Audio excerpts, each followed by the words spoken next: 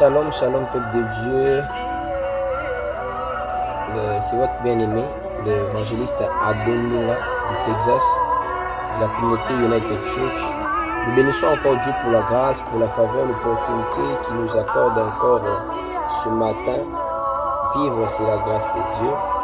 Et nous sommes en vie parce que Dieu a voulu que nous soyons encore parmi les vivants. Et ce matin, j'aimerais partager quelque chose avec nous, avec comme thème: vous êtes la lumière du monde et le sel de la terre en vue de la grande commission. Lorsque nous lisons le livre de Matthieu, chapitre 28, au verset 18 à 20, nous voyons le Seigneur donner la recommandation aux disciples: allez faire de toutes les nations les disciples, les baptisant au nom du Père, du Fils et du Saint-Esprit, et enseignez-leur à observer tout ce que je vous ai prescrit. Lorsque nous lisons dans le livre de Luc, chapitre 4, verset 18, nous voyons que Jésus était en train de lire la parole de Dieu en disant que l'Esprit du Seigneur est sur moi et il m'a oint pour annoncer la bonne nouvelle aux pauvres. Et nous, en tant que chrétiens, nous sommes appelés à faire des disciples pour la gloire de Dieu. Ces messages nous concernent. Nous disons, nous sommes chrétiens, nous qui portons le nom de Jésus. Ces messages te concernent, ces messages me concernent. Vous savez, pendant que beaucoup de missionnaires et d'églises passent le temps à discuter et à parler sur des choses ou des sujets qui n'apportent aucun sujet dans l'échec des âmes perdues, les péchés abondent de partout et l'enfer se sent réellement libre, se sent réellement en liberté totale. Vous savez, dans les choses de Dieu, il faut savoir qu'il y a des choses qui sont prioritaires et il y a des choses qui sont secondaires. La Bible dit: recherchez premièrement le royaume et la justice de Dieu. Le royaume des cieux est parmi les priorités dans les choses de Dieu. La prière, la sanctification, l'évangélisation, ce sont des choses prioritaires dans les choses de Dieu. Et bien sûr qu'il y a des choses secondaires. Le miracle est secondaire. La Bible dit: cherchez premièrement le royaume des cieux et tout ce qui reste, Dieu va nous le donner par-dessus. Les miracles, la recherche du travail, la recherche des enfants, ce ne sont pas des priorités dans les choses de Dieu. Ce sont des choses secondaires.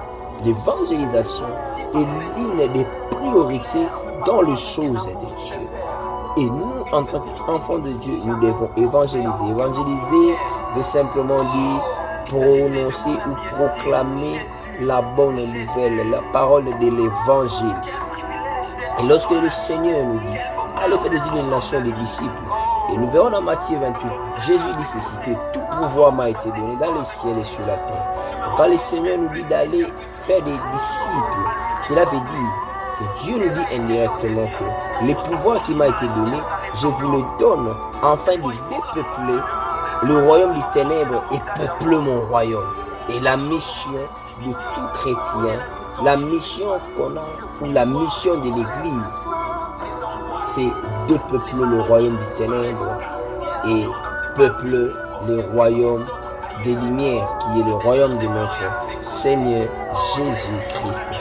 Et bizarrement, la Bible nous dit que nous sommes le sel de la terre, la lumière du monde. Pourquoi on nous parle du sel? Pourquoi on nous parle de la lumière? Parce que le sel et la lumière jouent un rôle important dans notre vécu quotidien. Vous savez, la valeur du sel, c'est pas dans sa quantité, mais c'est plutôt c'est dans sa qualité d'influencer.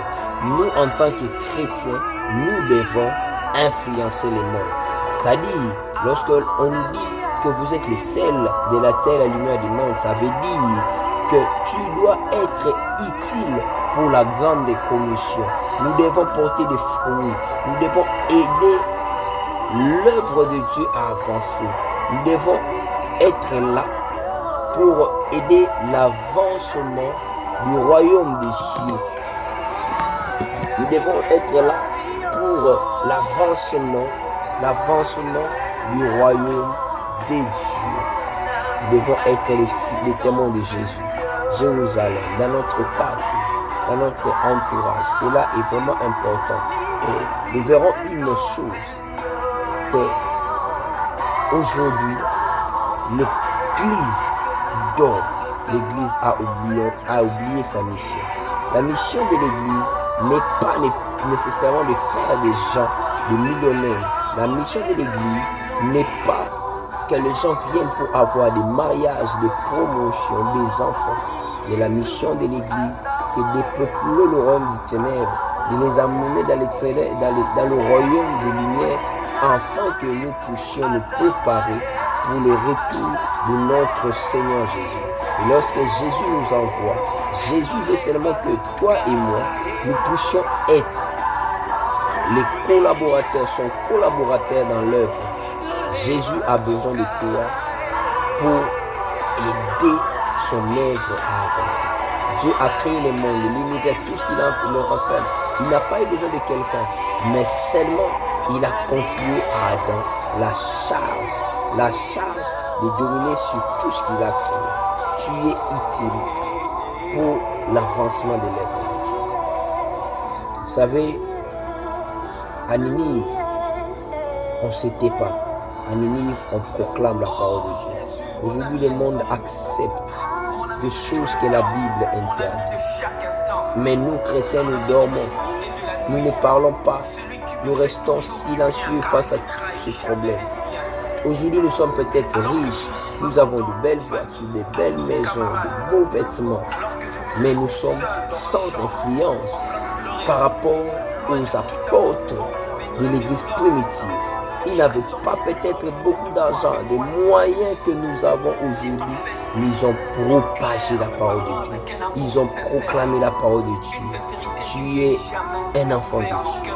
Tu as reçu Christ. Tu as l'esprit de Jésus en toi. Tu es devenu une nouvelle créature. Tu dois avoir les soucis des autres. Comme tu as été sauvé, tu dois sauver par l'évangélisation. Et aujourd'hui, beaucoup de chrétiens, nous avons perdu la saveur. Tu es chrétien, tu es prédicateur, tu es voleur. Tu es chantre, tu es impédique.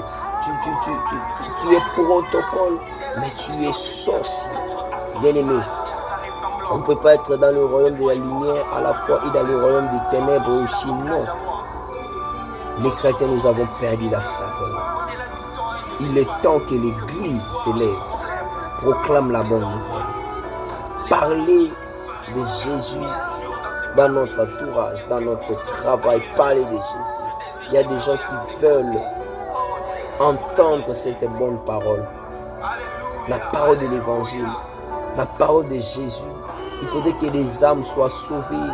C'est ça notre objectif, sauver des âmes. Nous sommes sauvés pour sauver par l'évangélisation. Bien-aimés, c'est le moment où nous devons nous lever pour l'œuvre de Dieu. C'est le moment où nous devons proclamer Jésus. Le Seigneur Jésus revient et il revient réellement. Qu'est-ce que nous faisons, nous produisons pour son avancement? La Bible dit, tout arbre qui ne porte pas de fruits sera coupé et jeté au feu. Bien-aimé, porte-tu des fruits pour l'avancement de l'œuvre de Dieu? Bien-aimé, que ces petits messages nous interpellent ce matin. Nous devons être utiles pour l'avancement de l'œuvre de Dieu. Utile pour aider le royaume de Dieu à être peuplé et à dépeupler le royaume de ténèbres. Mais je pense que c'est que le Seigneur voulait qu'on puisse partager ce matin. Laisse que le Seigneur nous fasse encore du bien et que le Seigneur nous donne la force de nous lever d'onction, de nous lever pour proclamer son nom, pour proclamer le nom de Jésus. Nous sommes peut-être libres, mais l'évangile est encore enchaîné. L'évangile est encore enchaîné parce que nous ne produisons pas, parce que nous ne sommes pas influents dans notre milieu. Nous devons influencer notre milieu, notre monde par l'évangélisation. Laisse que le Seigneur vous bénisse et que le Seigneur vous fasse beaucoup de bien. À la prochaine. Bye.